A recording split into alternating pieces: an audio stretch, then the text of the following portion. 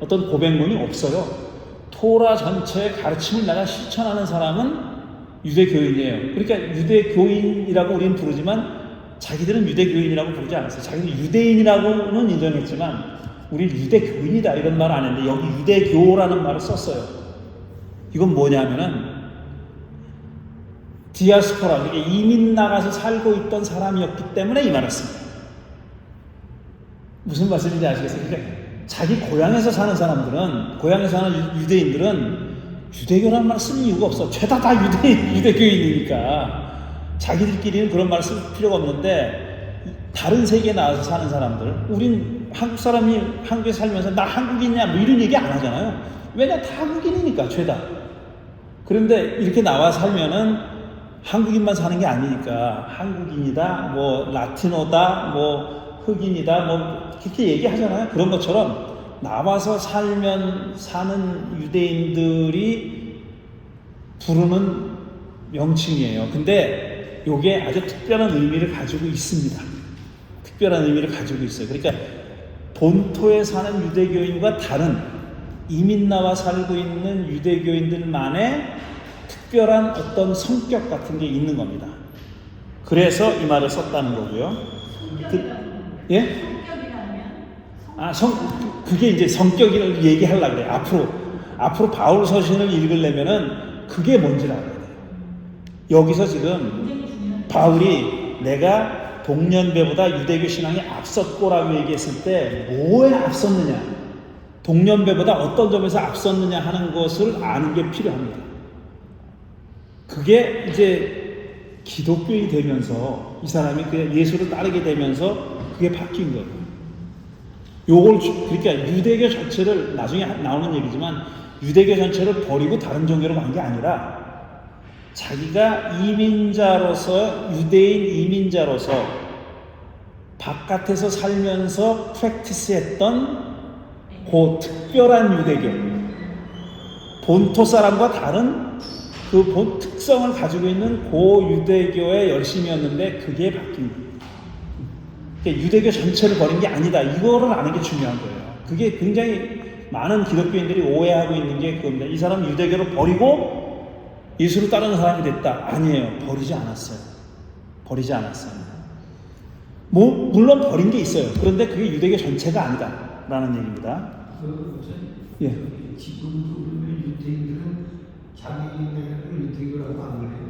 아니죠. 지금은 이제 유대교라고 부르죠. 오랫동안 그게 이제 여러 인류가 다양한 종교를 가지고 살아가는 세상이 현대니까 자기들 종교를 이렇게 부르는 이름이 있죠. 주다이즘이라고 부르죠. 주다이즘이라고 부르죠. 근데 그때 본토에 사는 사람들은 굳이 그런 이름을 붙일 필요가 없었다 이런 얘기죠.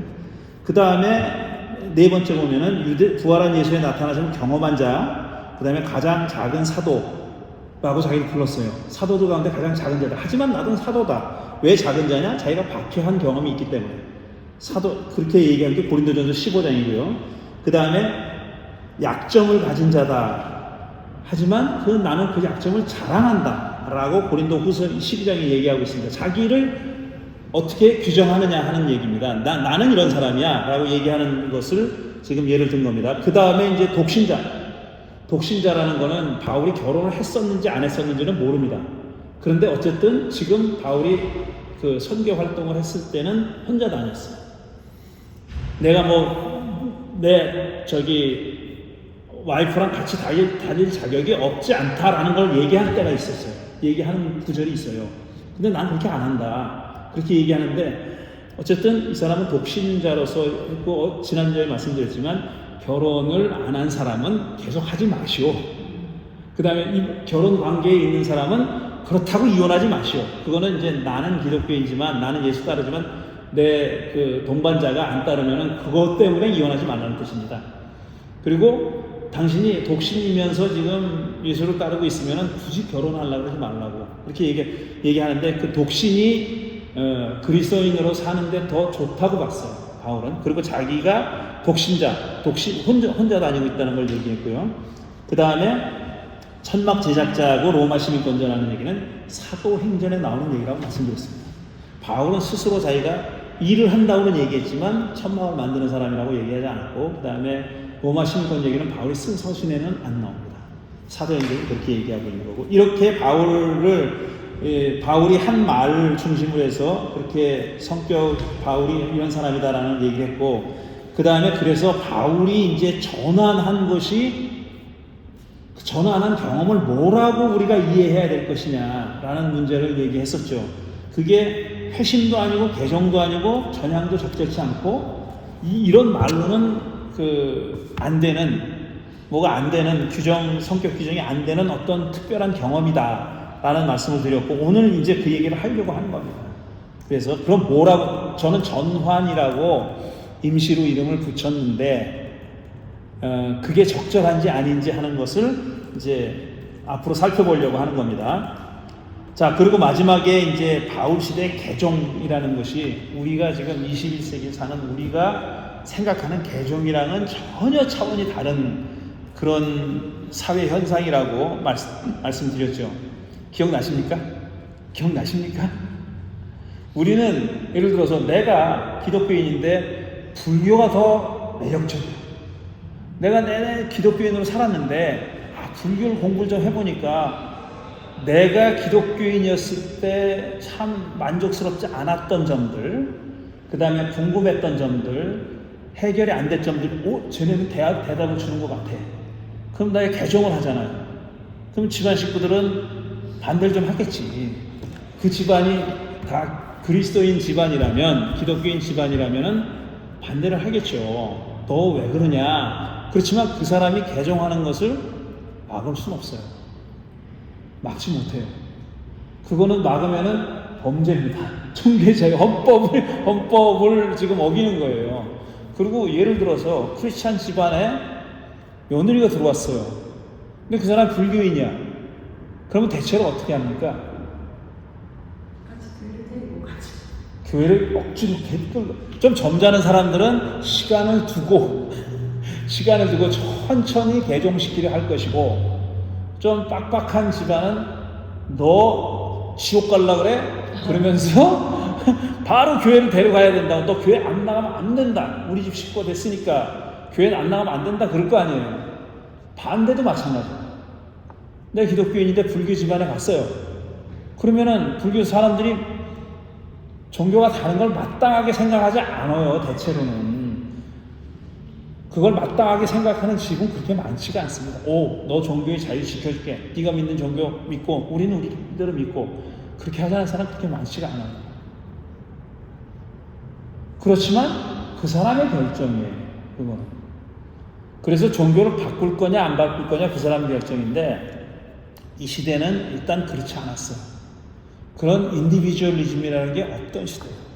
개인주의, 개인의 자유, 개인의 주체성, 이런 게 없던 시대예요. 이거는 집단적, 모든 사고와 행동이 다 문화가 집단을 중요하게 생각하는 그런 때입니다. 그래서 내가 예를 들어서 그런 말 많이 있잖아요.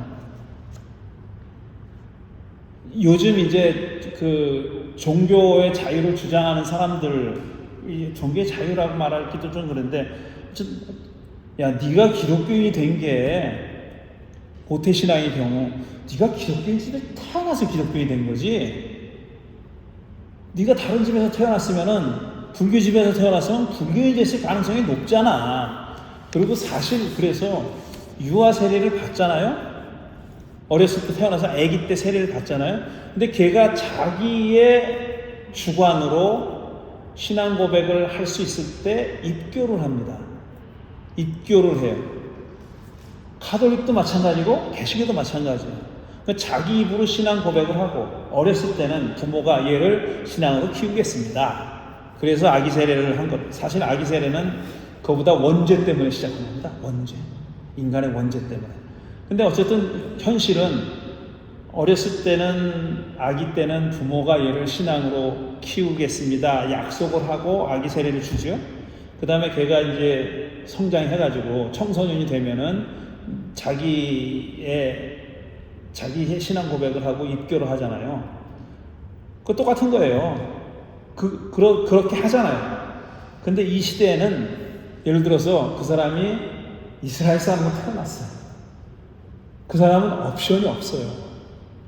내가 다른 신을 믿을 옵션이 없어요. 그냥 야훼 신을 믿는 겁니다. 다른 종족으로 태어났으면 그렇게 믿는 거예요. 그래서 그런 집단주의적인 사고에다가 제가 지난주에 말씀드린 게 뭐냐면 그런 수평적인 차원에서만 아니라 수직적으로도 그렇다는 거예요. 예를 들어서 내가 유대인인데 디아스포라 유대인이에요. 딴 데 나와서 살아. 이민자로 오랫동안 살다가 그 문화에 익숙해져가지고 내가 조상 때부터 우리는 유대교인으로 살았지만 이 보니까 저 종교가 더 멋있어. 그럴듯해. 그러면 현대인 같으면은 바꾼단 말이에요. 그거를. 근데 그거가 지금 우리가 생각하는 것처럼 그걸 용이하지 않았다. 왜냐하면 그 집단주의도 있지만 거기에는 신까지 배제되어 있다는 겁니다. 이게 한 덩어리예요. 인간 수평적으로만 한 덩어리가 아니라 수직적으로도 한 덩어리예요. 이 종족이 믿는 신은 그냥 이 종족이 믿는 거예요. 따라서 개종을 한다는 것은 이 신을 버리는 거예요. 그러면 어떻게 됩니까? 이 집단에서는 저놈 때문에 우리가 믿는 신의 노여움을 사가지고 우리가 무슨 화를 겪을 수도 있다는 생각을 하죠, 당연히. 이 사람한테 압박이 되겠어요, 안 되겠어요? 된다고. 그래가지고 개종이 힘든 거예요. 그게 거의 안 일어나는 일인데, 이 로마 제국 시대에는 유대교로 개종을 하거나 그 in-between, 중간 단계에 와 있는 사람들이 많았다 그랬어요. 그거를 God fearer, 하나님을 두려워하는 사람, God worshipper, 하나님을 예배하는 사람, 이렇게 불렀어요. 종족은 유대인이 아닌데 유대교라는 종교의 매력을 느껴서 어떤 이유로든지 매력을 느껴서 왜 매력을 느꼈는지도 말씀드렸어요. 맨날 절만 하고 뭐 이 재물 갖다 바치고 이랬는데 얘네 종교는 그거 안 하거든. 왜냐하면 재물은 예루살렘에서만 바쳤잖아요. 그러니까 이 외국에 나와서 하는 사람들은 재물 못 바쳐. 그러니까 이방 사람들이 보기에 쟤네는 재물도 안 바치고 뭔가 더 품격 있는 신을 섬기는 것 같아. 그리고 거기서 말하는 윤리와 도덕이 굉장히 그럴듯하고 멋있어. 매력적이야. 그래서 이 종교를 믿고 싶은데 못해요. 그래서 중간 단계로 설정해 놓은 거예요. 귀화하거나 개종은 하지 않는데 그래도 너희들이 가르치는 계명, 유대교가 가르치는 계명을 내가 실천하고 살겠다 라는 사람을 God fearer라고 불렀어요. 하나님을 두려워하는 사람.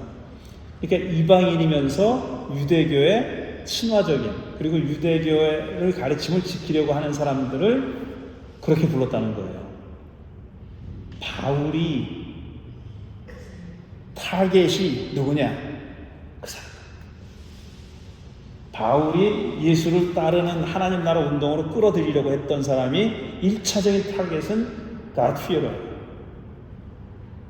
그래서 유대교랑 갈등이 생긴 거예요. 저놈이 우리가 얘를 귀화시키려고 하는데 할례도 받게 하고 귀화시켜서 완전히 유대인으로 만들려고 그러니까 그거 필요 없다고 얘기하거든. 바울은 그렇게 안 해도 된다고, 그런 거 안 해도 된다고 그렇게 얘기하니까 갈등이 생긴 거예요. 그래서 갈등이 생긴 겁니다. 근데 개종이 그런 거였다라는 겁니다. 그래서 이제 바울이 4번 보시면은 바울의 전환, 무엇에서 무엇으로 전환하는 건가 이렇게 얘기하는데 이제 옵션을 제가 하나씩 드는 겁니다. 유대교에서 기독교로 전환했을까? 그거 아니라 그랬죠, 제가. 왜냐하면 첫째는 기독교가 없었어요. 그리고 예수를 따르는 사람들을 뭐라고 봤냐면은 유대인들도 이건 우리 안에 있는 바리새나 사두개파, 에세네파가 있듯이 다른 종파, 바리새도 아니고 사두개도 아니고 에세네도 아닌 또 다른 이 소그룹, 유대교 안에 하나의 다른 특징을 가지고 있는 여러 그룹이 있었는데 또 다른 그룹이 하나 생겨났다고 생각했었어요. 그러니까 유대교 안에 다른 그룹이라고 생각했으니까 유대교에서 기독교로 개종은 아니었다는 거죠. 그러니까 유대교와 별도의 종교로 여기지 않았습니다. 아까 제가 말씀드릴 때 이렇게 나중에 이제 결국 헤어졌다 그랬잖아요. 기독교랑 유대교랑 헤어졌다 그랬는데 유대교랑 기독교랑 헤어진 건 훨씬 나중에 일입니다. 기원후 3세기 2세기, 3세기 가서 벌어진 일이에요. 바울 시대에는 그렇게 헤어지지 않았어요. 처음에는 다 같은 편이라고 생각했어요. 우리 개신교에도 어떤 개신교는 굉장히 엄숙하고 엄숙주의적인 기독교가 있잖아요. 개신교 정파가. 어떤 데는 펜테코스탈 있잖아요. 가만히 앉아서 예배 안 드리고 풀쩍풀쩍 뛰어야 되는 사람들이 있잖아요. 그런 것처럼 그 둘 다 기독교잖아요. 개신교잖아요. 그리고 기독교 안에는 정교회도 있고 가톨릭도 있고 개신교도 있고 있듯이 이것도 예수 따르는 사람들도 좀 새로운 그룹이 생겼구나. 처음에 이렇게 생각했다고요. 유대 개종은 아니다라는 거죠. 유대교에서 기독교를 개종한 건 아니고 그 다음에 유대교에서 비유대교로 그럼 유대교로 버렸다는 얘기인데 이거는 비유대교 혹은 탈유대교. 난 이제 유대교인 아니야. 기독교인도 아니지만 난 이제 유대교라는 걸 아예 떠날래. 그것도 아니고 바울은 이 앞으로 이제 인용할 성경 비전들이 보여주겠지만 그렇게 유대교를 떠난 적이 없습니다. 이것도 노예요. 그래서 유대교에서 비유대교로 탈유대교 노 그건 아닙니다. 그 다음에 그래서 5번의 세 번째 옵션은 뭐냐면 탈유대교나 비유대교로 개종한 것이 아니라 유대교 아닌 다른 종교로 개종한 것이 아니라 바리새파 유대교에서 유대교 내에 다른 종파로 전환한 거다. 이렇게 봐야 된다. 이 사람이 자기가 바리새파라고 되게 강조하잖아요.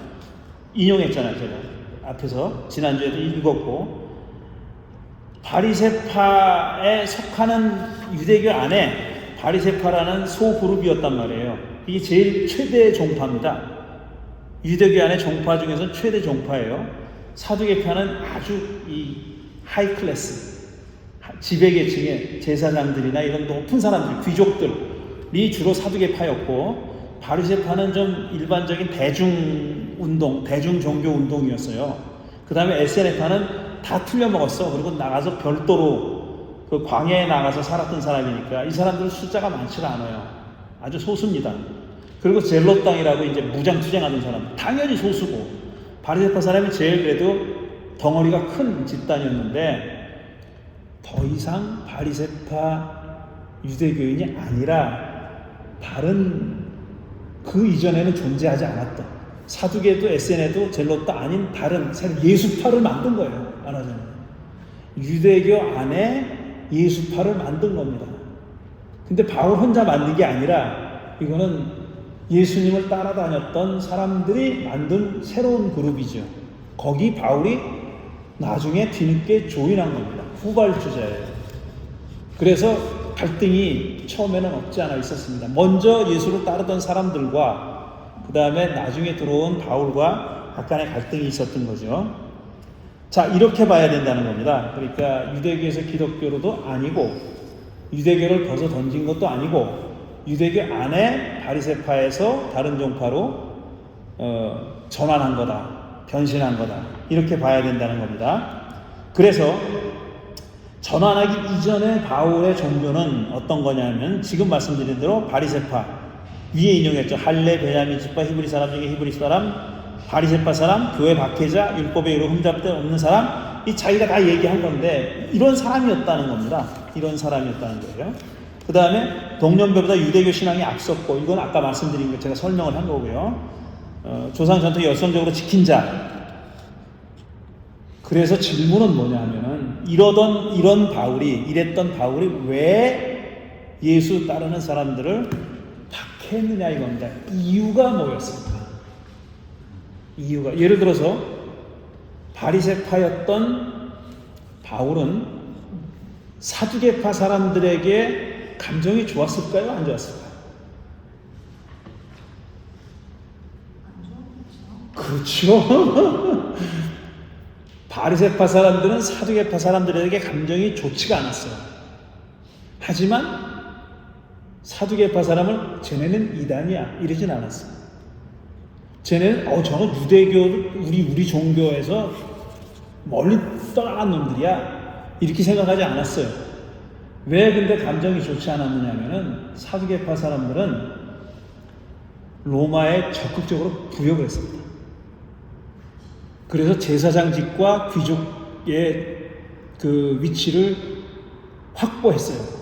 로마의 재가를 받아서. 그래서 사실은 세금 같은 거 다 그쪽을 거쳐서 가는 거거든요.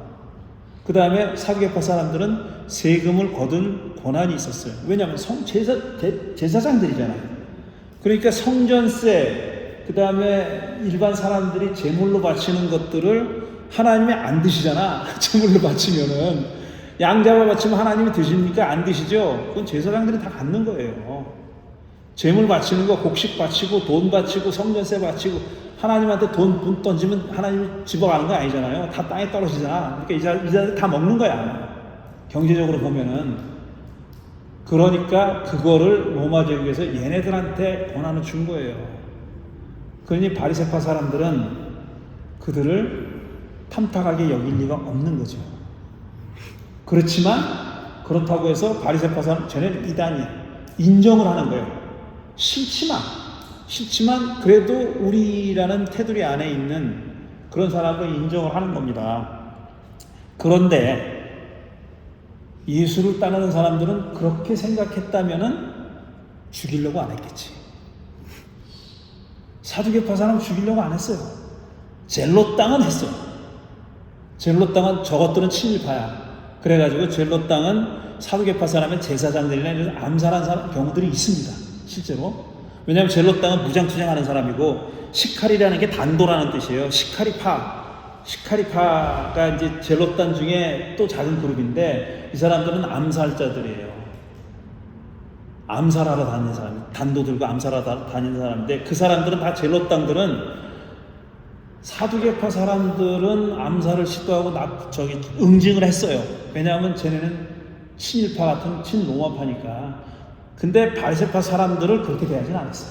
바리새파 사람들은 민중운동이에요. 민중운동 말하자면 보통 사람들이 율법을 잘 지키고 이렇게 잘 지킴으로써 하나님의 총애를 받아서 우리가 해방된다. 이런 생각을 가지고 있었던 사람이니까. 근데 그랬던 그런 바리새파 사람의 일원이었던 바울은 왜 예수를 따르는 사람을 죽이려고 했을까? 처벌을 하려고 했을까? 제사장한테 잡아가도 된다는, 죽여도 된다는 허가를 받으러 가다가 헷가닥한 거잖아요. 왜 그랬을까? 한번 상상을 해보십시오.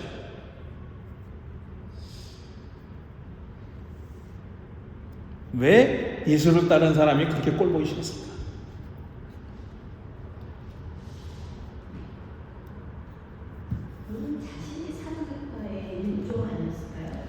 예수파가? 바리새파라고 자기가 이렇게 강조하잖아요. 그러니까 사두개파. 어? 아니. 그렇게 볼 근거는 없죠. 왜냐하면 자기가 굉장히 강조하거든요. 자기가 바리새파 사람이라는 것을 강조하니까 그 말을 무시할 수는 없죠.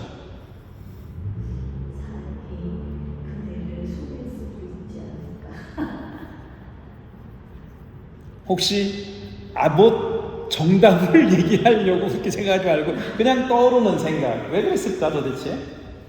이게 바리새파 사람들은 랍비 그런 어떻게 바르게 살 것인가 그런 쪽으로 이렇게 되가 있는 사람들 바리새파. 그 랍비들을 통해서 교훈을 받고 교육을 랍비들이 가르치는 것을 따랐죠. 많이 따르는. 고승관으로 가서 있다 갑자기 예수가 막 파격적으로 그냥 그 기본적인 물을.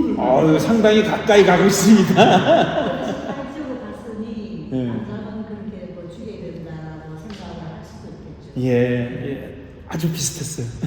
아주 비슷했어요. 그 조금 더 구체적으로. 이게 더 이론이 더 마음에 드는 건가? 훨씬 더. 뭐가 더 마음에 들어요? 예수교파의 성향이나 뭐 이런 쪽이 그게 더 우세하게 되고 있다라는 그 위험을 느껴서. 그것도 가능한 얘기죠. 근데 조금 더 구체적인 이유가 있지 않겠네. 물론 이제 새가 불어나는 것을 위험하게 생각할 수 있는데 모든 새가 불어나는 사람들은 다 위험하게 생각하는 건 아니거든요. 단지 새가 불어났기 때문이 아니라 그 사람들이 가지고 있는 어떤 특징이 그 사람들이 하려는 일이 자기의 신조하고는 안 맞을 뿐더러 자기의 신조에 역행한다고 생각하니까, 위험하다고 생각하니까 그런 거잖아요.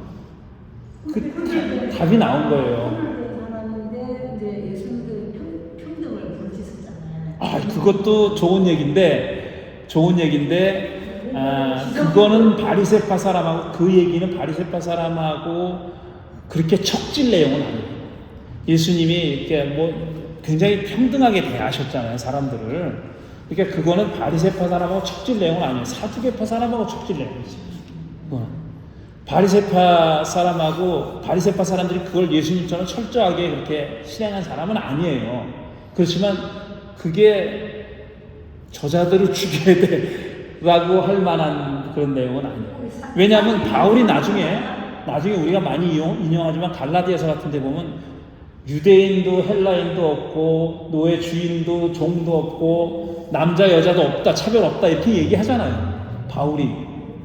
그러니까 그것 때문에 예수님 따르던 사람들을 박해할 이유는 없는 거죠. 왜냐하면 자기도 그런 생각을 가지고 있었으니까. 근데 물론 그게 예수 때문에 그런 생각이 생겼다고도 볼 수 있어요. 생겼는지도 모르지만 어쨌든 그게 바리새파의 일반적인 신조들, 그들이 추구했던 가치하고 대립하는 건 아니에요.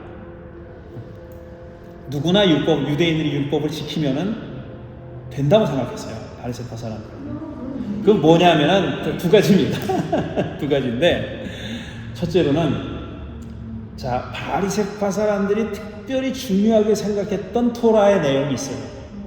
그게 안식일하고 음식입니다. 코시. 부정한 음식을 먹지 말아라. 레위기 11장에 있는 거 먹지 말아라. 이런 거, 음식하고 안식일은 아무것도 안 하고 쉬어야 돼. 근데 예수님이 안식일을, 그들이 생각하기에 안식일을 범하는 것처럼 여겨지는 행동들을 했단 말이에요. 환자를 고치고, 환자도 지금 당장 안 고치면 큰일 날 환자가 아니에요. 만성질환 환자입니다. 내일 고쳐도 아무 상관이 없는 사람이에요. 그런 사람들을 고쳐줬어요. 그 다음에 안식일엔 해서는 안 될 행동을, 병자를 고치고 이런 행동, 그 다음에 밀을 까서 먹었는데, 배고파서 먹었는데, 이 바리새파 사람들이 와가지고, 당신 제자들이 지금 안식일 어기고 있지 않느냐. 그 예수님이 뭐라 그러니까, 사람이 안식일을 위해 있는 것이 아니라, 안식일이 사람을 위해 있는 거다. 그 유명한 말씀을 하시거든요. 그러니까 바리새파 사람들이 생각하는 안식일에 관한 규정과 전혀 다른 얘기. 그렇지만 반박을 하기 어렵게. 아니, 안식일이 사람을 위해 있는 거지. 왜냐면 십계명을 보면은 다 쉬어 그랬잖아요. 니네 집에 일하는 노예들도 쉬고, 네 아들도 쉬고, 딸도 쉬고, 여종도 쉬고, 남종도 쉬고 다 쉬라 그랬잖아요. 그럼 분명히 사람을 위한 거란 말이야. 근데 예수님이 사람을 위해 있는 거다. 지금 저 사람이 아파 죽겠는데, 지금 배고파 죽겠는데 먹을 거 먹는 게 뭐가 잘못됐느냐. 바리새파 사람들이 토라의 모든 규정을 다 지키는 걸 중요하게 생각했지만 겉으로 드러나는 거, 이게 외양만 중요하게 생각했다는 게 아니에요. 눈에 띄는 거, 눈에 띄는 두 가지가 안식일법 지키는 거랑 코셔입니다. 음식을 지키는 거예요. 정결례라고 하는 거, 이른바 부정한 건 건드리지도 않고 먹지도 않고 이거. 근데 그거를 공격한다고 생각했던 거예요. 그래서 바리새파였을 때 바울은 저놈들은 용서해서는 안 된 놈들이야 라고 생각했던 겁니다. 근데 그게 공격을 받을 때 결과가 나오는 게 뭐가 있어서 그렇게 그랬을까요? 왜 그랬냐고. 왜 그게 계명이라는 거는 이렇게 어떤 효과, 예를 들어서 안식일에 쉬는 게 무슨 효과가 있어요? 쉬라니까 쉬는 거야. 왜냐하면 그거를 쉴 수가 없는 사람들을 위해서 사실 만들어 놓은 법이잖아요.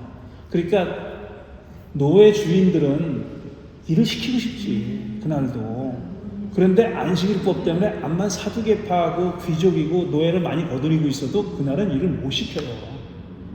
그러니까 그런 특별한 결과가 있어서가 아니라, 음식도 자꾸 요즘 레위기 11장을 안식교회 같이 이제 레위기를 음식을 중요하게 해서 이상구 박사 안식교회이잖아요. 그런 사람들은 레위기 11장이 주어진 이유가 위생 때문이다 그래요. 그렇게 얘기해요. 그러니까 오징어나 뭐 이런 거 다 몸에 안 좋은 거다 그거. 그러니까 먹지 말라는 이유가 그거다. 그건 아니에요. 그건 아니고 왜 레위기 11장에 못 먹는 먹지 말라는 동물들은 왜 먹지 말라 그랬는지 몰라. 그거는 정확하게 온갖 이유를 갖다가 상상해 볼 수 있는데 몰라요. 왜 돼지고기를 먹지 말라 그랬느냐 몰라. 균이 많아서 이렇게 아니 그럼 위생적인 이유가 아니라니까요. 그러니까 어떻게 얘기까지 하냐면은 어떤 그 당시에 경쟁하는 부족이 돼지를 신으로 여겼기 때문에 그랬을 수도 있다. 상상의 추측이야. 그거를 입증할 만한 어떤 증거는 없어요. 그런 식으로 안식일법인데 다 쉬라 그런 거니까. 그렇지만 정결례나 음식에 관한 것들은 우리 생각에 합리적인 이유가 있는 게 아니에요. 그냥 하지 말아라는 거야. 그거를 우리는 이유를 몰라. 그거를. 그러니까 그 효과 때문에는 아니고 어쨌든 그걸 지켰다는 거는 분명한 사실인데 그거를 어기는 것처럼 보인 거죠. 예수를 따르는 사람들이 예수가 그렇게 하는 것 같으니까 그거를 굉장히 큰 배교 행위라고, 신앙을 해치는 행위라고 생각했던 겁니다. 그게 나중에 바뀌는 거고요. 그래서 이제 7번을 보시면 제가 지금 얘기한 거 왜 박해했을까는 여러 가지 이유 중에 하나입니다. 여러 가지 이유 중에 하나예요. 왜 바리새파였을 때 바울이 예수를 따르는 사람을 박해했을까? 지금 말씀드린 이유는 여러 가지 이유 중에 하나예요. 중요한 이유 중에 하나인데 나중에 그것보다 더 큰 이유들이 나옵니다. 근데 왜 전향을 했느냐? 왜 전환을 했느냐가 중요한 거예요. 이러던 사람이 왜 전환을 했느냐? 그럼 뭘로 전환했느냐? 영적으로 이렇게 해서 전향한다. 그렇긴 한데 그 영적인 사건의 내용이 뭐냐 이거죠. 영적인 그 경험을 해서 이제 예수를 만나는 그 부르심을 받고 그 다음에 그런 경험을 하잖아요. 그래서 뭐가 달라졌느냐 하는 거예요. 영적인 경험도 여러 가지 결과로 나타날 수 있잖아요. 근데 바울이 보여준 그 이후의 행동은 과거와 어떻게 대조되느냐. 그 경험이, 예수를 만난 경험이 이 사람을 어떻게 바꿔놨느냐, 그리고 어떤 깨달음이 있어서 그렇게 바꿨느냐 하는 것을 알아보는 게 중요한 거죠. 그게 서신에 나타나 있다는 겁니다. 바울 서신에 나타나 있다는 얘기죠. 자, 그 다음에 그러면은 7번으로 넘어갑니다. 시계를 봐가면서 하겠습니다. 우리 8시 반까지 얘기하면 되는 건가요? 그렇죠? 예. 앞으로 20분이 남았네. 그러니까. 맞죠? 8시 반까지 하고 30분 동안 질의응답하고 그거 맞죠? 맞죠? 자, 7번 보면은 전환한 이후에 바울 종교의 특징을 보여주는 구절들을 골라왔습니다. 이제 바울이 그런 체험을 하고 부활한 예수를 체험하고 달라졌어요. 달라진 바울이 달라져서 주장한 내용인데 이게 아주 극히 상반되는 말들이 두 가지가 다 있어요. 뭐냐면은 그 전에 전환하기 전에 자기가 믿었던 바리새적 유대교라고 이름 붙입시다. 그거를 바리새적 유대교를 그 다음에 유대인들을 굉장히 옹호하는 프로 유대교, 프로 유대인, 그걸 존중하는 친화적인 그런 말을 함과 동시에 또 전혀 반대, 엔티를 해, 엔타이를 합니다. 두 가지가 다 있어요. 우호적인 발언을 하고 그 다음에 부정적인 발언을 하는 게 있습니다. 그래서 이제 처음에 프로 유대교라고 했을 때 이거는 몇 가지만 제가 읽어보고 여러분들이 찾아서 읽을 게 몇 군데를 제가 찾아왔는데 처음에 보면은 저는 이게 다 찾아놔가지고 어떻게 될지 모르겠네. 자, 11장 1절을 보면은 로마서 11장 1절을 보면 이렇게 되어 있습니다. 제가 적어놨죠. 그거는. 그러면 내가 묻습니다. 하나님께서 자기 백성을 버리신 것은 아닙니까? 그럴 수 없습니다. 나도 이스라엘 사람이요 아브라함의 후손이요 베냐민 집에 속한 사람입니다. 그러니까 하나님이 이스라엘 백성을 버리지 않았다는 얘기예요.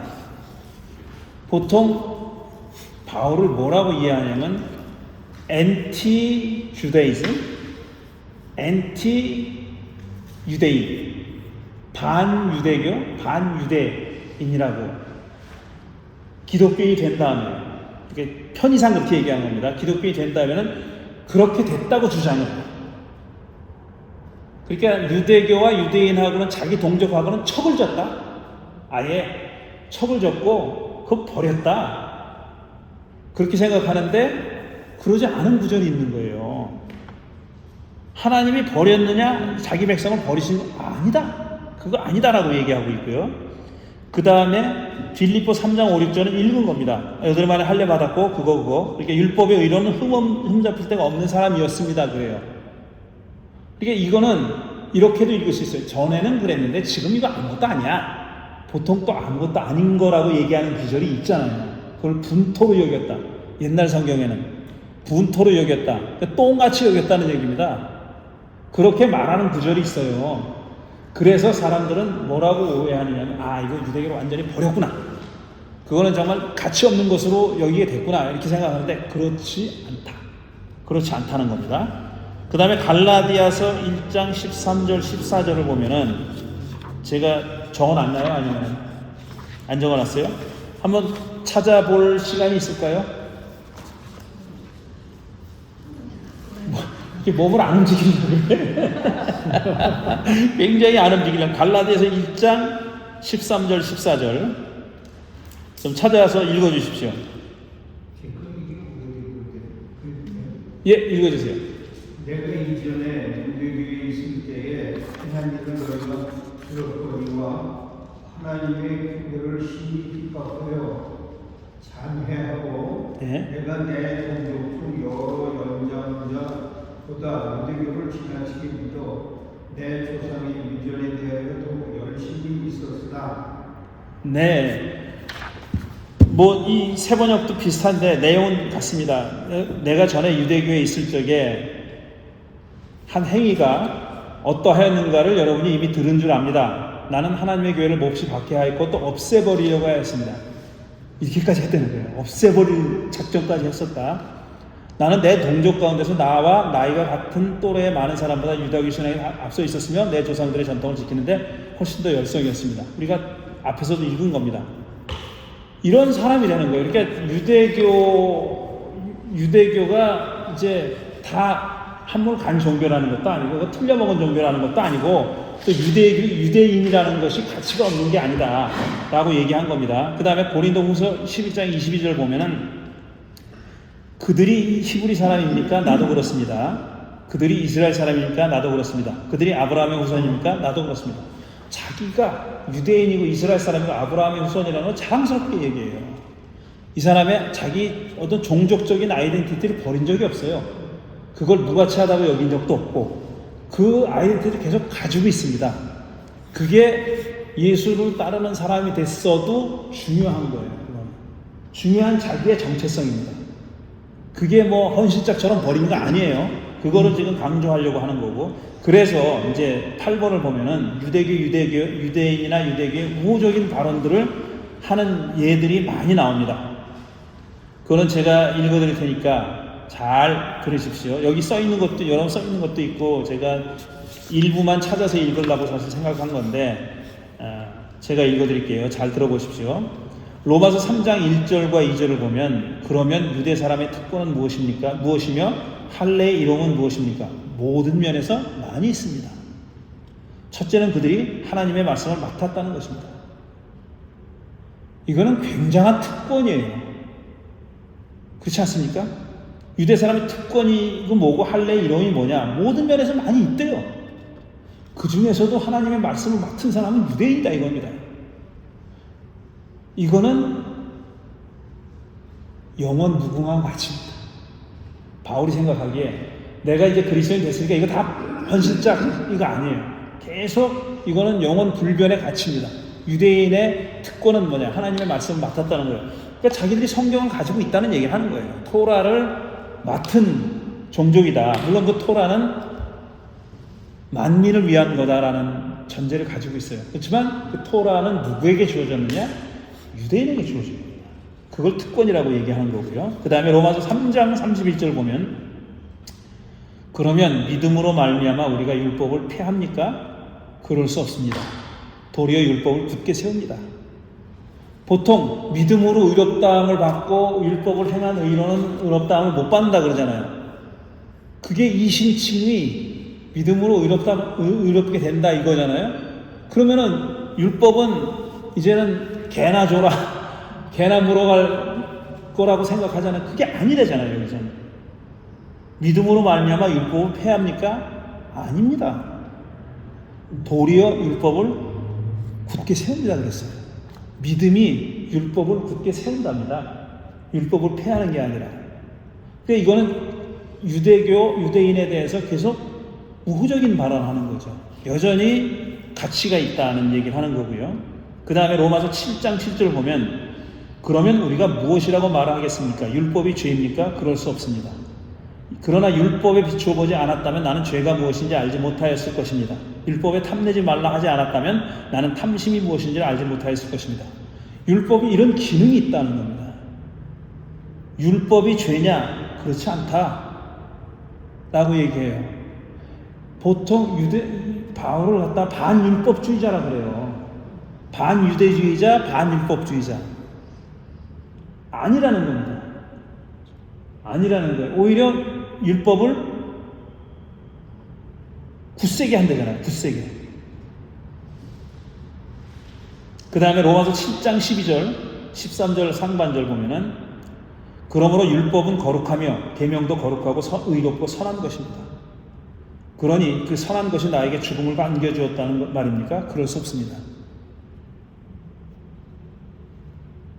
이것도 바울을 진짜 반유대주의자, 반율법주의자라고 생각하는 사람은 이런 기절들을 떠올리진 않아요. 인용하지 않아. 바울이 율법을 버리고 유대계를 버리고 기독교인으로 탈바꿈했다. 이게 단순하게 생각하면 안 된다는 얘기예요. 바울이 율법을 이렇게 거룩하다고 의롭고 선한 거라고, 그 선한 것이 어떻게 죽음을 가져오냐, 율법이 죽음을 가져온다는 건 거짓말이다.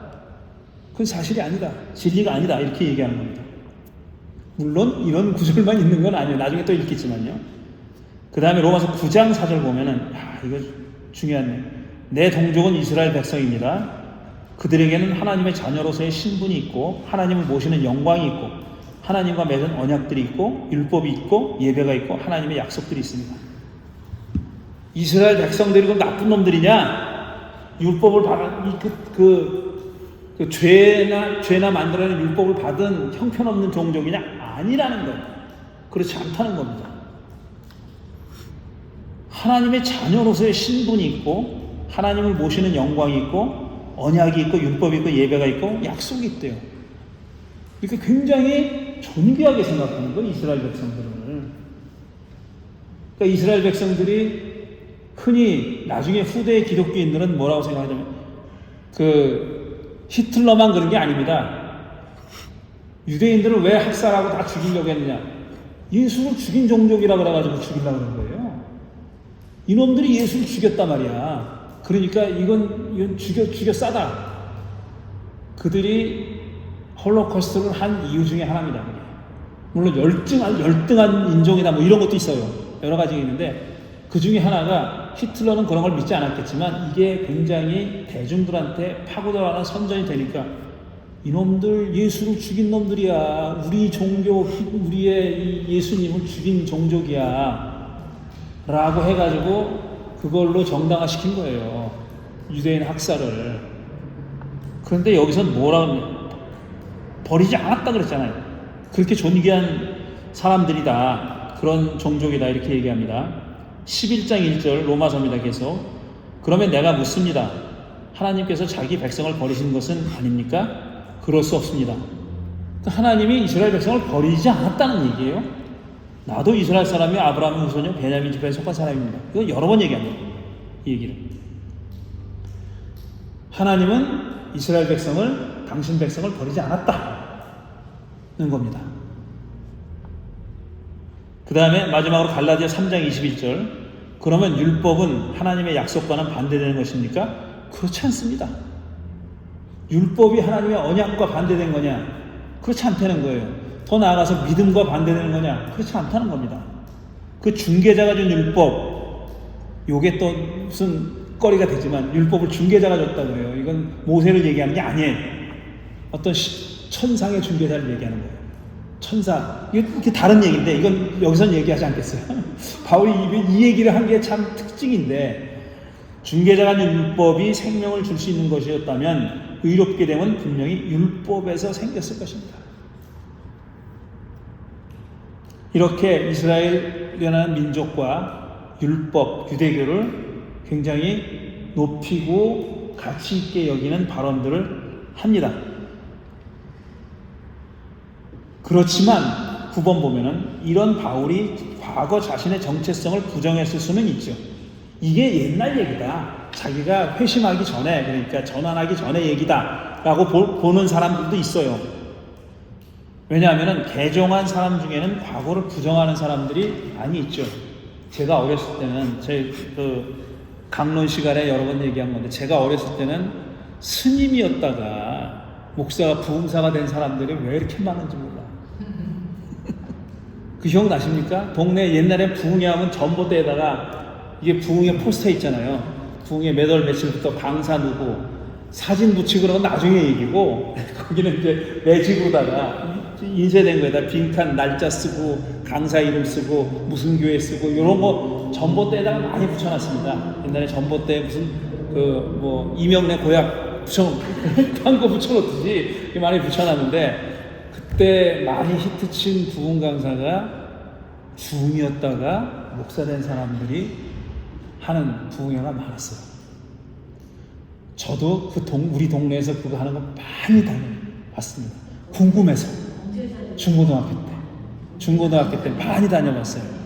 제 친구 아버님 개척교회 목사님이신 분도 있었는데, 중학교 동창이. 그래서 그 교회에서도 그걸 했었어요.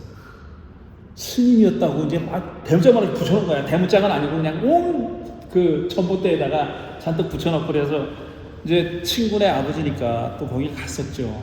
이제 상가 2층에 있는 조그마한 예배당인데, 내 고등학교 1학년 때인가. 다시는 안 갑니다. 중간에 나왔어. 내 고1짜리의 이 얕은 신심으로도 이건 내가 참을 수가 없다. 참을 수가 없다. 뭐라 그러냐면, 아니 자기가 중이었잖아.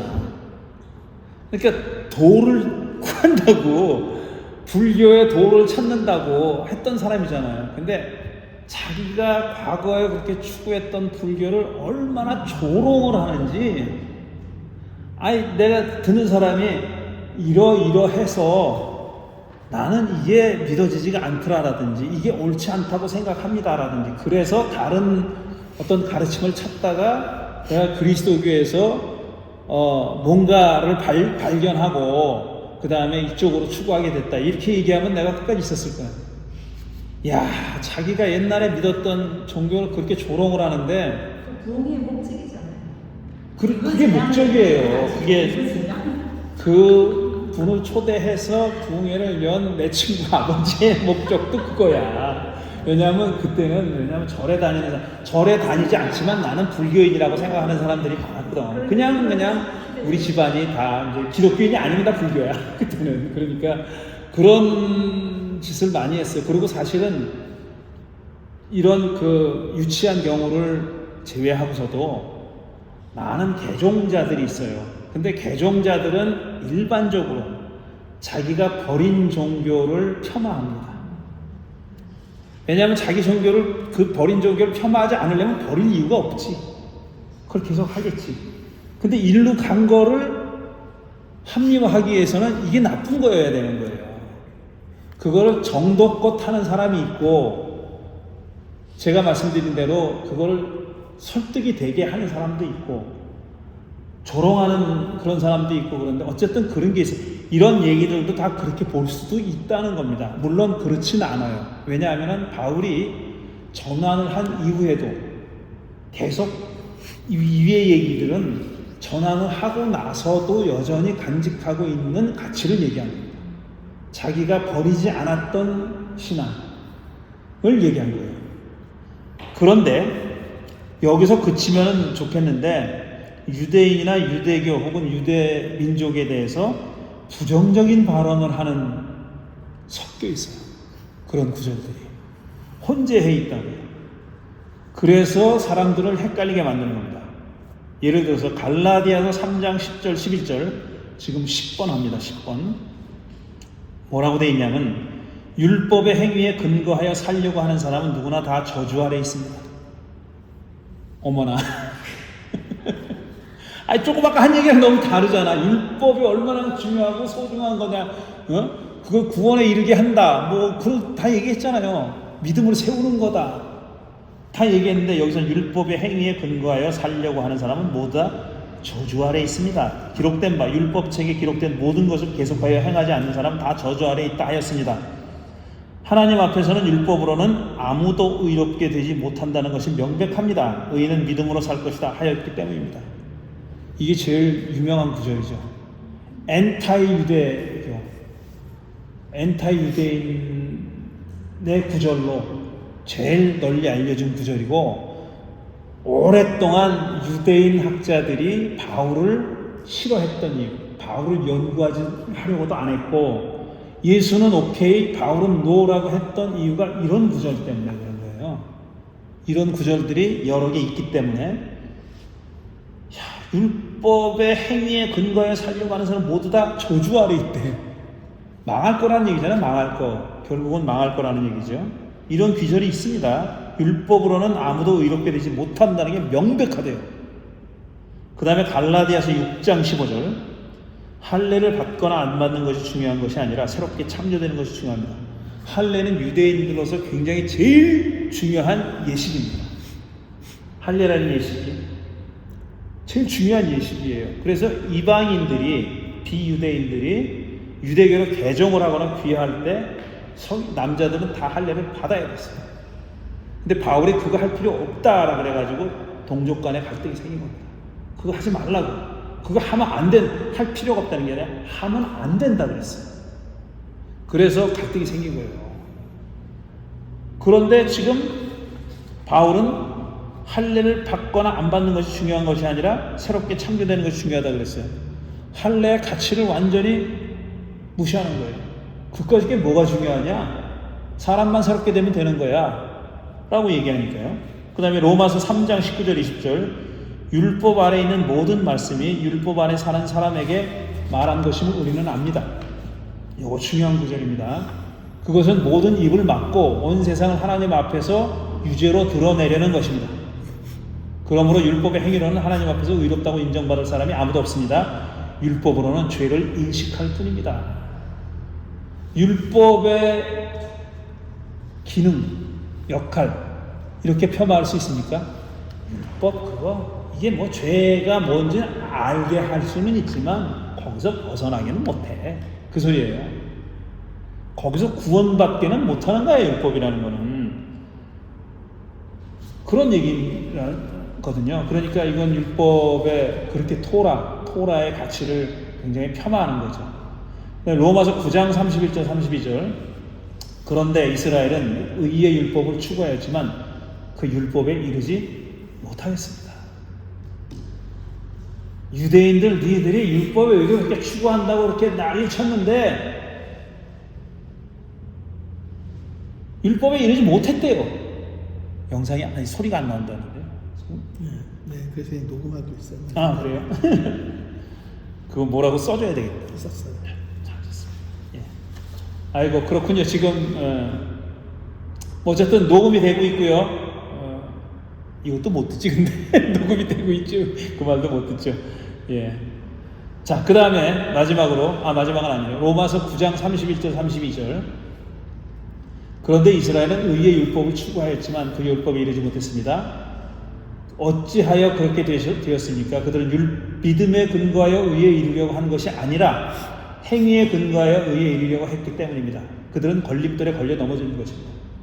이렇게 얘기해요. 율법을 행하려고 그거 안 된다. 의에 이르지 못한다 이런 얘기입니다. 마지막으로 고린도후서 3장 14절 그런데 하나님의 백성의 생각은 완고해졌습니다. 이스라엘 사람들을 얘기하는 거죠. 그리하여 오늘날에 이르기까지도 그들은 옛 언약의 책을 읽을 때 바로 그 너울을 벗지 못하고 있습니다. 그 너울은 그리스도 안에서 제거되기 때문에 그리스도 안에 들어와야 그 너울이 제거되지 그 전에는 너울 쓰고 지금 읽는 거다. 그러니까 제대로 못 보는 거다. 너울을 썼으니까 희미하게 바깥이 보이긴 하지만 제대로 못 본다 이런 뜻입니다. 이런 비주얼들은 앞에 그 유대인이나 이런 것들을 굉장히 우호적인 발언을 했던 것과는 완전히 상반되는 발언을 하고 있죠. 근데 참 흥미롭게도 유대인들 이렇게 오랫동안 바울을 도외시하고 상종을 안 하려고 했고 연구해 보지도 않으려고 했던 그 유대인들도 이 구절에 초점을 맞췄어요. 엔타이에 그러니까 반대되는 구절에 초점을 맞아서 아이 바울이 너무 몹쓸 놈이네 이렇게 된 겁니다. 바울은 유대교도 뭔지 모르는 놈, 율법이 뭔지도 모르는 놈. 이것만 읽으면은 그 말이 맞아요. 이것만 읽으면 원래 율법이 이게 아닙니다. 원래 율법의 의미나 가치나 역할이나 이런 게 이게 아니에요. 바울이 요 말만 띄어내면 바울의 율법을 오해하고 그랬던 게 맞아요. 유대교를 잘못 얘기했다는 게 맞아요. 그런데 그 앞에 우리가 읽었잖아요. 우호적인 율법의 가치가 영원하고 율법은 믿음과 상반되지 않고 그 말들이 있는데 그런 말들도 있는데 유대인들은 그 말들은 도외시하고 뒤에 것만 집중해서 읽었기 때문에 배척해버린 거예요. 그리고 아이러니컬하게도 기독교인 학자들도 바울을 알려고 할 때 뒤에 거에 그러니까 엔타이의 반유대교적인 구절들에 더 집중했습니다. 그래서 바울은 유대교를 버리고 분토처럼 버리고 과거에 내가 중요하게 생각했던 걸 다 똥으로 여기고 나는 그리스도의 십자가가 제일 중요해 이렇게 나왔거든요. 이 버린 분토 같은 게 다 유대교고 이런 거다. 토라다. 율법이다. 이렇게 생각했어요. 그 기독교 학자들도 오랫동안 앞에 우호적인 비주얼들은 다 중요하게 여기지 않았습니다. 이게 잘못이에요.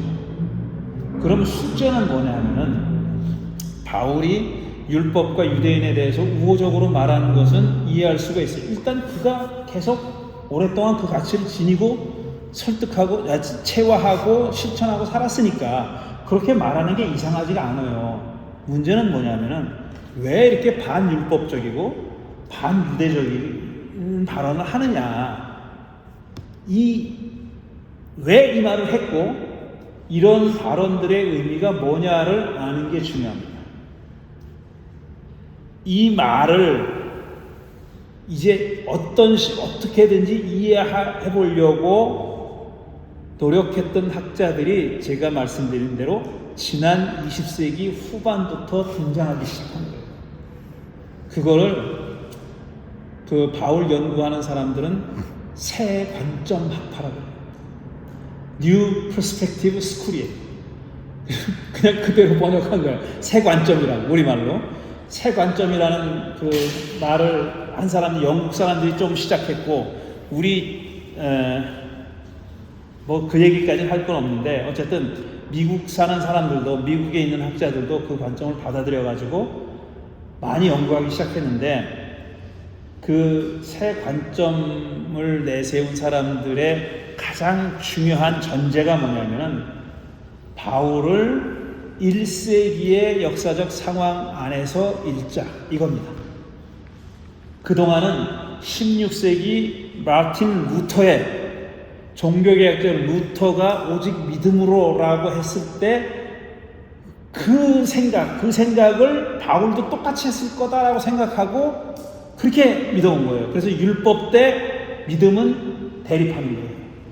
율법을 지키든지 아니면 믿음으로 의롭게 되든지 율법으로 의롭게 되든지 아니면 믿음으로 의롭게 되든지 둘 중에 하나예요. 근데 루터의 생각은 뭐냐면, 바울은 이거는 유대교인들이 이렇게 하려고 그랬다. 율법을 지켜가지고 의로움에 이르고 구원을 받고 하려고 그랬다. 바울 시대의 유대인들이 그런 생각을 했다고 생각합니다. 근데 그 생각을 누가 했느냐? 루터가 했어요. 루터가 했는데 그걸 바울이 했다고 오해를 한 거예요. 그래서 세관점을 내세운 사람들이 한 게 뭐냐면, 루터를 지워버리고 1세기로 한 1500년만 더 거슬러 올라가자. 그래서 바울 시대에 과연 믿음으로 의롭게 된다는 말이 무슨 말이고, 율법의 행위로는 구원을 못 받는다는 말이 무슨 뜻인가 하는 것을 그 당시의 상황 속에서 이해해 보려고 했던 게 세관점이고, 너무나도 지당한 거를, 너무나도 당연하잖아요. 아니, 나를 알려면은 지금 2024년에 사는 나를 생각해야지. 100년 후에 내 후손이 박건영을 이해하는데 자기 100년 후의 생각을 가지고 뭐 하려면 안 되잖아요. 그때는 디스토피아가 됐을 수도 있고 핵전쟁이 일어나서 다 작살났을 때도 있잖아요. 그러면 사람 생각이 좀 끔찍한 얘기지만 사람 생각이 다 달라졌는데, 우리가 지금 100년 전, 200년 전을 얘기할 때 그 시대로 가자고 얘기해야지, 지금 우리의 눈으로 그대로 해석하려고 하면 안 되는 건 똑같은 거예요. 근데 그 깨달음을 너무나도 늦게 한 겁니다. 그래서 그 얘기를 지난 세기의 말부터 하기 시작했어요. 그래서 우리가 앞으로 하려고 하는 것은 이겁니다. 왜 바울은 이렇게 엔타이 유대교적인 말을 했으며, 이게 도대체 왜 그런 말을 했고 무슨 의미가 들어있는 말이냐 라는 겁니다. 그거를 연구하려고 하는데, 다음 주에는 그 얘기는 조금 띄워놓고 조금 사회학적인 얘기 좀 해보려고 해요. 사회학적인 얘기란, 이게 이제 인트로덕션 좀 깁니다. 좀 길고 아마 10월 중순 이후에 이제 갈라디아서와 로마서를 읽을 건데, 이렇게 얘기해놓고 나면은 이게 읽기가 쉬워요. 이해가 돼. 근데 이걸 모르면은 이 말을 이해를 못하는 거거든요. 다음 주에는 뭘 얘기하려고 하냐면은, 유대교 안에 하나의 분파로 시작된 예수파예요. 사두개, 바리새, 에세레, 얘네들은 오래전부터 있었고, 예수파는 나중에 생겨났단 말이에요. 후발주자예요. 근데 자, 사회학적으로 왜 새로운 종파가 생겨날까요? 왜 남미에는 오랫동안 카톨릭이 거의 90%가 카톨릭이었잖아요. 그런데 20세기 말부터 개신교가 들어갔어요. 개신교가 점점 새로 확장합니다. 근데 그 개신교가 우리 같은 개신교가 아니라 펜테코스탈 개신교예요. 카톨릭은요, 남미의 카톨릭은 좀 카톨릭이니까 장중하고 예식 위주로 진행되는 거예요. 그냥 내가 남미에서 태어나서 우리 집안이 대대로 카톨릭이니까 걔도 카톨릭인 거예요. 그래서 카톨릭 교리를 알거나 뭐 그런 거 아니에요. 굉장히 우리가 봐서는 미신적인 것도 많아요. 민간의 내용들도 많이 있어요. 뭘 지니면은 복이 온다라든가 뭐 이런 거 걔네들 많이 가지고 있단 말이에요.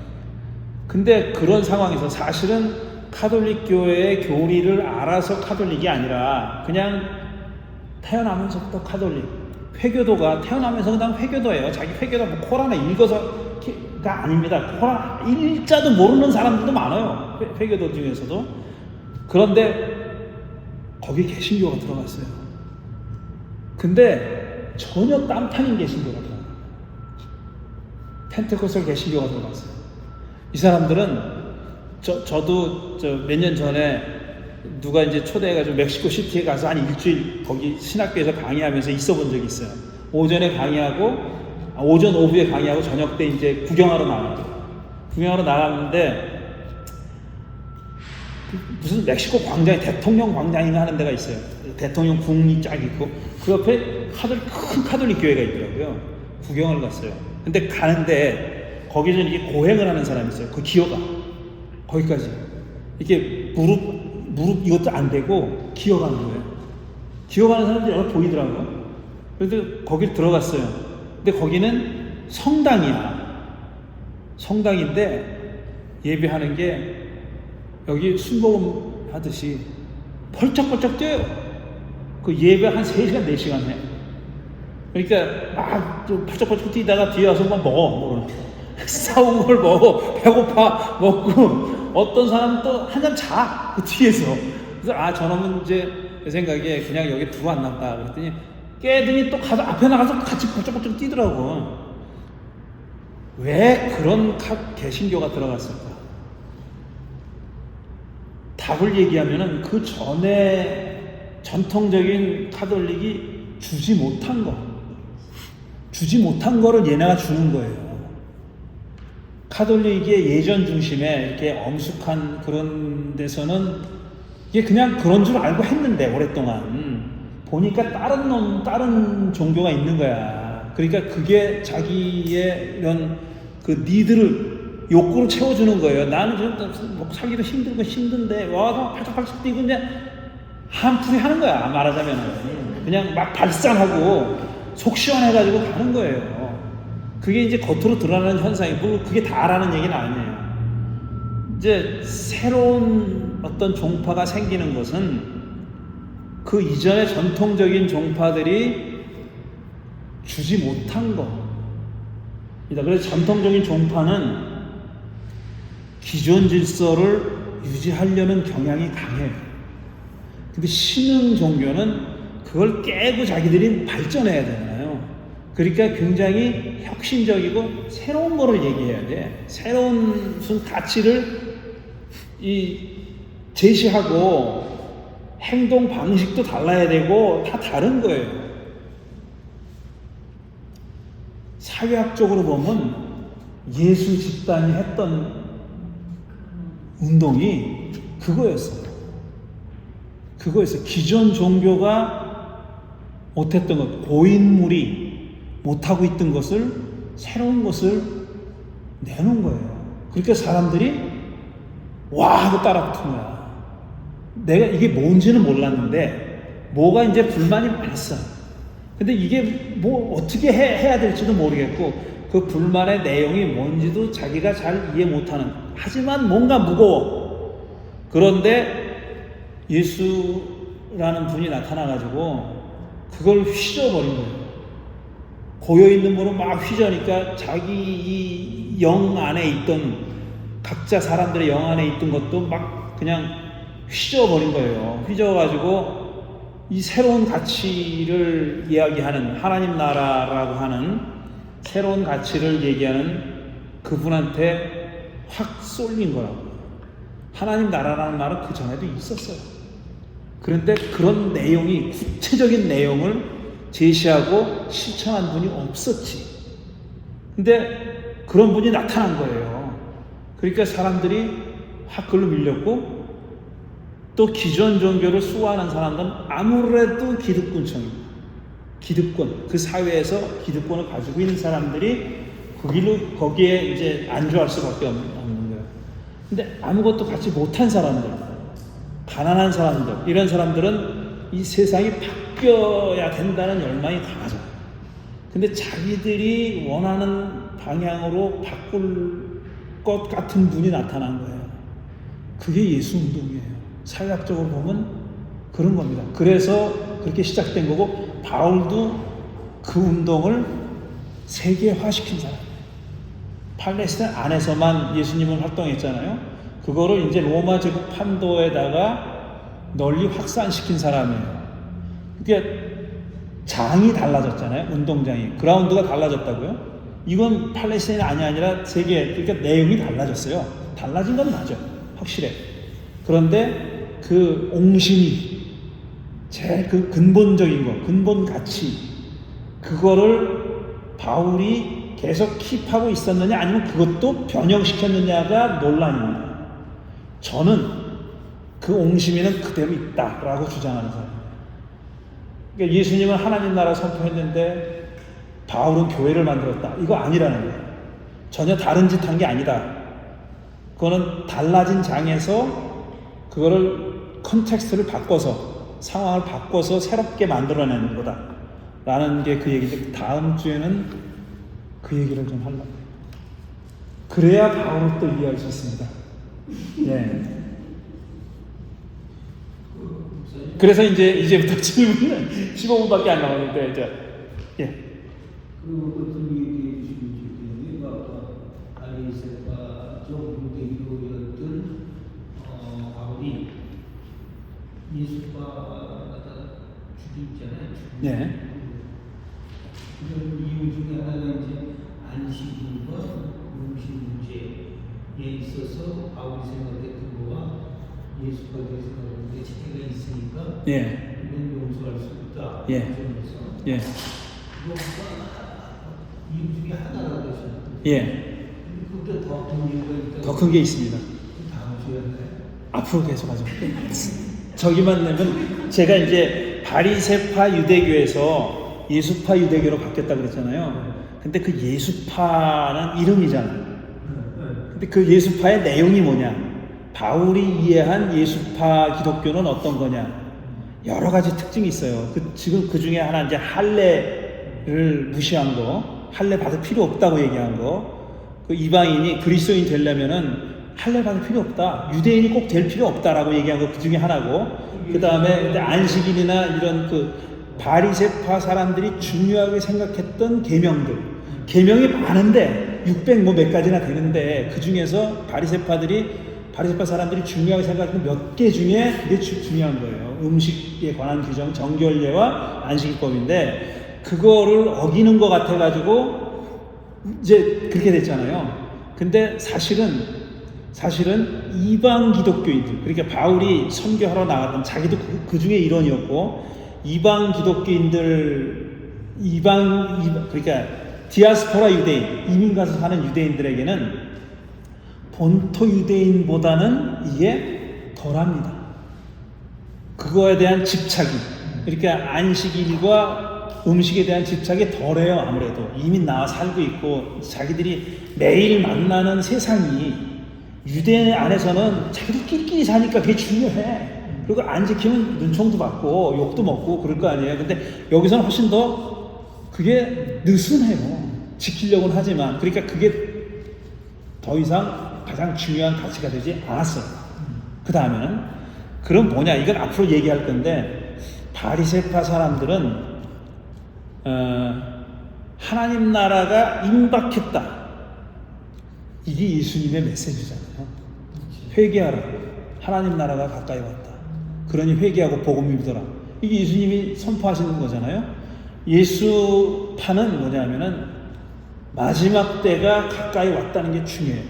하나님 나라가 가까이 왔다라는 게 모든 신앙의 가장 밑바닥에 깔려 있어요. 그래서 회개해야 돼요. 빨리 회개해야 되는 거예요. 빨리 회개하고 빨리 복음을 믿어야 돼요. 얼마 남지 않았어요. 예수님은 심지어는 예수님 살아계신 동안에 인자가 오는 걸 볼 자도 있다고 그랬어요. 그렇게까지 얘기했어요. 임박했다고. 바울은 바리새파 사람이었잖아요. 이 사람은 그런 임박한 하나님 나라를 믿었던 사람이 아니에요. 바리새파 신앙은 대체로 그래요. 그러니까 바울이 그 정말 임박한 종말을 믿지 않았다는 증거는 없어요. 근데 뭐가 있냐면 바울은 임박한 종말을 무지무지하게 강조합니다. 그게 지금 급한 이유예요. 바울이 급하게 돌아다니면서 빨리 예수의 하나님 나라 복음을 전해야 되는 거예요. 왜냐? 너무 투레이트 되기 전에, 너무 늦기 전에 빨리 해야 된다고 생각하는 거예요. 그리고 그 심장부인 로마를 빨리 가야 되겠다라고 생각했던 것은 남은 날이 많지 않았다라는 거예요. 그런 그 하나님 나라라고 하는 그 결정적인 종말이 가까이 왔다는 유대교로 바뀐 거예요. 그러니까 종말을, 그러니까 저 바울은 재림이라기보다는 하나님 나라가 온다라고 생각했죠. 피어라고 데스가오를 얘기하는데, 아니면 하나님의 예수님의 나라가 온다는 그거. 예수가 선포한 하나님 나라가 가까이 왔다고 얘기하는 거죠. 근데 이 재림이라는 거는 재림에 대한 기대가 구약 신약 성경의 전체 문서들을 다 꿰뚫고 있는 건 아니에요. 전체를 꿰뚫고 있는 거는 하나님 나라가 가까이 왔다. 이게 중요한 거지. 그걸 재림으로 해석한 사람들이 있는 거예요. 하나님 나라는 재림과 더불어 온다. 이렇게 생각했던 사람도 있고, 재림에 대해서는 얘기하지 않고 하나님 나라가 임박했다라고만 얘기한 그런 문서들도 있고 그렇습니다. 그 둘을 같이 생각했던 사람도 있고 아닌 사람도 있고. 바울 당시에는 그러니까 재림하고 하나님 나라하고는 그 바울 가사는 없는 거예요. 그러니까 바울도 이제 재림에 대한 얘기도 하는데 그거보다 더 강조한 거는 종말이에요. 하나님 나라예요. 종말이란 말은 애매하고 그거보다는 하나님 나라가 가까이 왔다. 근데 하나님 나라, 바울이 얘기하는 하나님 나라는 요즘 한국 기독교인 얘기하시 죽음은 가는 하나님 나라가 아니에요. 그런 나라를 얘기한 게 아니에요. 지금 이 땅에서 이루어진 하나님 나라를 얘기하는 거예요. 그것 때문에 로마 제국과 갈등이 빚어진 겁니다. 로마는 우리는 승리해서 평화를 만들었어. 팍스 로마, 로마의 평화. 로마의 평화의 그 기반은 뭐냐면 우리가 다 승리했기 때문이에요. 이겼기 때문이야. 니들 다 정복하고 우리가 이겼기 때문에 평화가 오는 거예요. 그래서 팍스 로마나라는 게 사실은 전쟁을 기반으로 한 겁니다. 전쟁에서의 승리를. 팍스 아메리카나는 자본주의 가지고 이룬 거고, 자기네들 식의 경제 제도를 가지고 전 세계를 지배하는 거고요. 그럼 바울이 얘기하는 하나님의 나라는 뭐냐? 이거는 바울을 연구하는 모든 사람들이 다 얘기하는 건 아니고, 제가 지금 말하려고 하는 거는 바울을 연구하는 사람들 가운데 로마 제국과의 대립을 중요하게 여기는 학자들이 있습니다. 어떤 일군의 학자들은 로마 제국과의 관계는 중요하게 생각하지 않고 유대인과의 관계, 이것만 중요하게 생각하는 학자들이 있어요. 근데 일군의 또 다른 학자들은 특히 사회학적인 어프로치를 하는, 사회학적인 그런 시각을 가지고 있는 그런 사람들은 바울이 그냥 유대교와의 관계만이 중요한 게 아니라 바울을 이해할 때 중요한 거는 로마 제국과의 관계도 중요하게 여겨야 된다. 왜냐하면 첫 시간에 제가 말씀드렸잖아요. 하나님의 아들, 구세주 이런 것들은 다 로마 황제들을 부를 때 쓴 용어입니다. 로마 황제들을 부를 때만 쓴 말이에요. 세상의 구세주, 무슨 주님이라는 거, 로드라는 거, 퀴리오스라는 거, 이런 거 전부 다 로마 제국을 부를 때, 로마 황제를 부를 때 쓰는 말인데, 예수 따르는 사람들은 그 똑같은 말을 예수를 지칭했단 말이에요. 알면서, 이걸 로마 황제를 지칭할 때 쓰는 말을 알면서 의도적으로 그 말을 예수를 부를 때 썼단 말이에요. 바울도 그런 사람이었다라는 거. 그런 특성을 버린 사람이 아니다.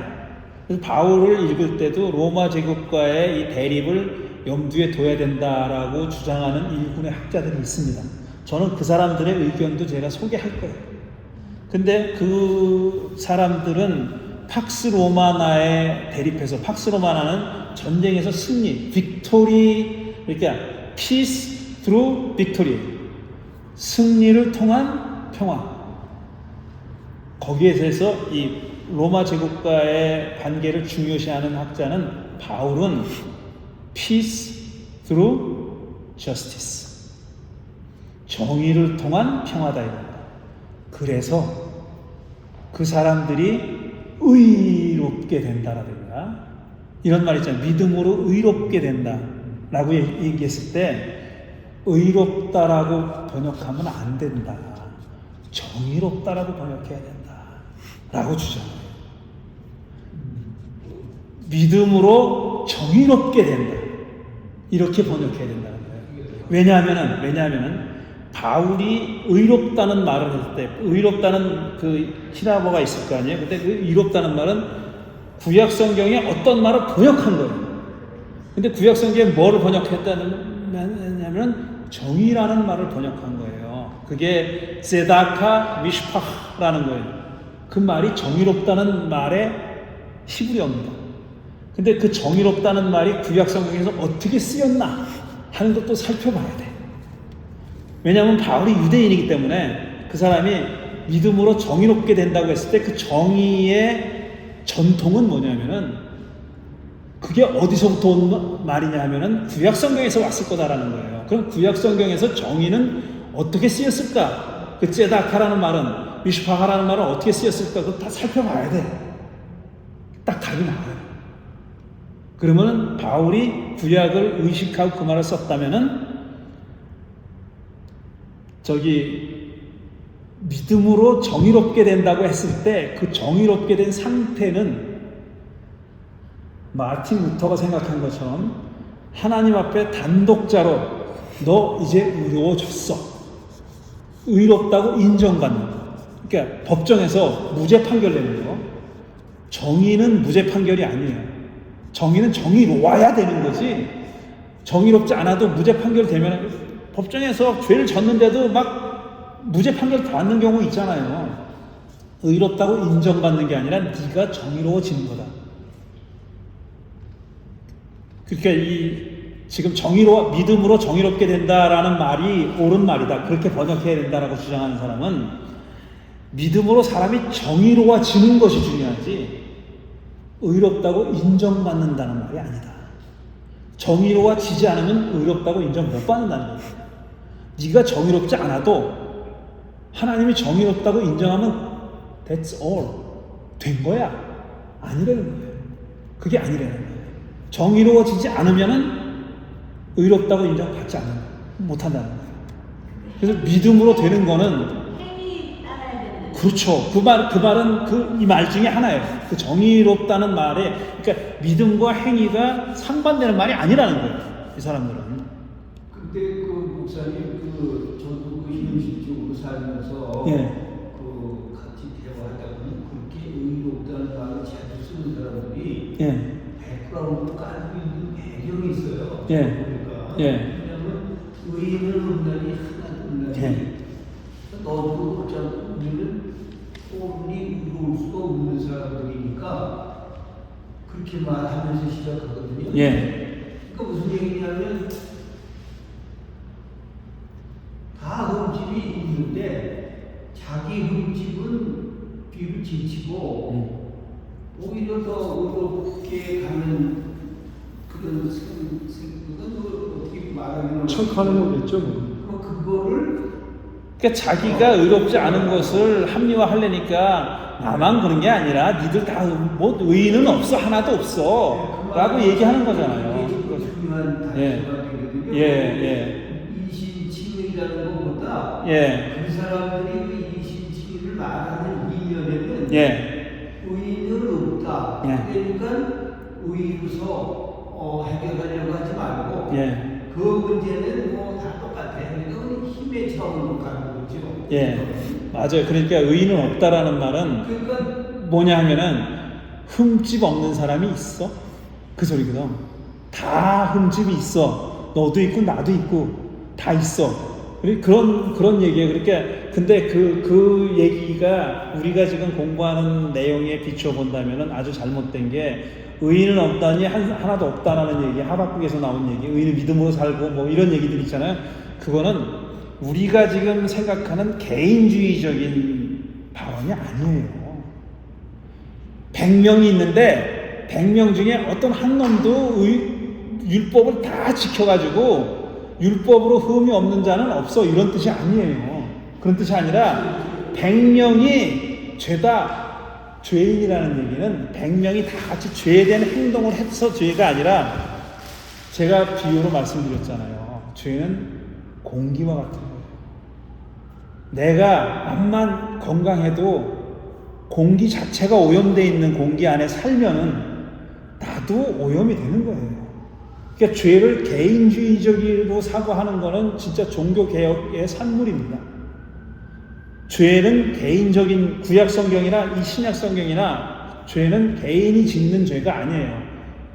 공기 같은 것이 다 죄로 물들어 있는 거예요. 그래서 우리가 그 안에서 살기 때문에 어떻게 빠져나갈 수가 없다 그런 얘기입니다. 의인은 없나니 하나도 없다는 얘기는 죄가 공기 같은 거다. 그러니까 그 공기가 싫으면 문화라고 보면 돼요. 문화. 이 요즘 현대 말이에요. 문화 자체가 죄스러운 문화예요. 그러니까 그 안에서 사는 죄는 내가 피할 수가 없어. 피할 수가. 그런 뜻이에요. 근데 그걸 자꾸 개별적으로 보고 너도 죄인 나도 죄인이니까 다 똑같은 놈이야. 그거 아닙니다. 근데 그게 또 어디까지 발전하는 거냐면 네. 그 사랑에 대한 얘기를 할 때 원수를 사랑하다 그 말 자체에서 예. 그렇게 되면 아까 그 행위나 이런 모든 것들에 대해 잘잘못을 가리기가 어려웠죠. 아니죠. 행위가 중요한 거예요. 그래서 예, 그러니까 예, 맞아요. 그러니까 결국 행위가 중요하지 않게 돼버리지. 그렇게 되면 행위가 착하게 사는 게 무슨 의미가 있어? 그렇죠.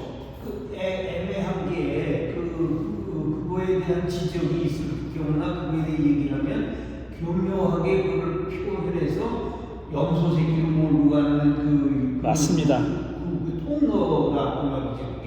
예. 그러니까 그런 거는 정말 잘못된 교묘하게 얘기. 나는 잘못된 얘기예요. 너는 염소가 되고 그렇게 된다니까요. 그래서 예. 발언을 받은 사람들이 예. 그렇게 틀어버린다고 말이에요. 예. 그러니까 시간 약속을 지켜야 돼서 시간 약속을 지켜야 돼서 그러면 다음 주에 이제 사회학적인 얘기를 하겠다 그랬잖아요. 이거 되게 재밌어요. 그리고 어떤 거는 이렇게 다 아는 얘기인데 이렇게 정리를 하니까 딱 그 가닥에 쓰는 얘기인데 제가 엿구절을 읽어드리고 말씀드리겠습니다. 다음 주에 할 얘기를 이건 존 게이저라는 사람이 쓴 초기 기독교 형성 과정 연구라는 책인데 이거 굉장히 좋은 책이고 이 존 게이저는 프린스턴 대학에서 가르쳤던 죽었어요. 이제 오래전에 죽었는데 아주 유명한 신약 성서이자 초기 기독교사 연구가예요. 초기 1세기, 2세기 이때를 연구한 아주 유명한 학자인데 미국 사람이고 그 사람이 쓴 책에 제가 한 구절을 읽어드릴게요. 그렇다면 모든 신흥 종교는 새로운 세계를 창조하는 것을 지향한다. 전통적인 상징들에게 새로운 의미를 부여하고 새로운 상징들이 생겨나며 새로운 공동체들은 기존의 전통들에 저항하면서 자기 정체를 규정하며 성스러운 새로운 질서가 탄생되어 그 공동체에 의해서 모든 권력과 의미의 원천으로 지각되며 새로운 제의들이 생겨서 리추얼들이 생겨서 제의적인 예배 행위에서 이러한 성스러운 질서를 새롭게 창조함으로써 공동체에다 성스러운 질서를 기억하게 하며 이러한 새로운 세계를 보존하고 주위에 변화하는 환경에 그것을 적응시키기 위한 메커니즘이 확립되며 그렇게 되면 결과적으로 통합된 세계관이 실현하면서 그 안에 신학들의 체계와 성스러운 경전과 공동체에게만 의미를 부여하는 것이 아니라 그와 아울러 다른 모든 세계에 의미를 부여해주는 교권적인 직책이 정리되게 된다. 말이 어려운데 한마디로 새로운 종교 운동이 생겨나면 그 종교 운동의 우주관, 세계관이 생겨난다는 거예요. 그 전에는 예를 들어서 아주 우습게 비교하자면 하나님을 잘못하면 벌주는 신, 심판하는 신, 구약성경은 흔히 이렇게 얘기하잖아요. 질투하는 신, 화내는 신, 처벌하는 신, 전쟁의 신 이렇게 얘기하잖아요. 그거는 구약성서를 읽는 일부 사람들이 만들어 놓은 프레임이에요. 그 사람들의 우주관이야. 그 사람들의 신관이야. 새로운 종교는 그 새로운 종교가 하는 실천에 따라서 그런 하나님에 대한 생각이 바뀐다는 거예요. 성스러운 우주에 대한 생각이 바뀐다는 거죠. 하나님이 더 이상 벌 주고 처벌하고 질투하고 이런 하나님이 아니라 사랑하고 자애롭고 아버지 같고 어머니 같은 자애로운 신상을 만든다는 거예요. 그들이 형성한다는 거고 그렇게 되면 세계를 보는 눈이 달라지고 자기들의 그 그룹, 자기들의 종교 안에 가치관이 달라진다는 거예요. 이거는 인터랙션 한다는 거예요. 그러니까 우리가 살아가는 삶의 질서와 그 사람들이 만들어 놓은 우주적인 성스러운 질서가 있잖아요. 우주관. 이거는 서로 연동돼 있다. 이런 겁니다. 그래서 이걸 통째로 바꾸는 새로운 운동이 생겨난 거예요. 그거 초대 기독교가 그 일을 했다는 거고 바울이 거기에 일조했다는 겁니다. 그 얘기를 다음 주에 하는, 이거 말고도 이 사람이 쓴 책이 또 하나 있는데 그 두 가지 내용을 제가 요약하려고 해요. 1시간 안에 요약이 될지 모르겠는데 요약을 해가지고 소개를 해드리겠습니다. 오늘은 여기까지 할까요? 그러면은 상당히 시간을 잘 지켰죠, 오늘은.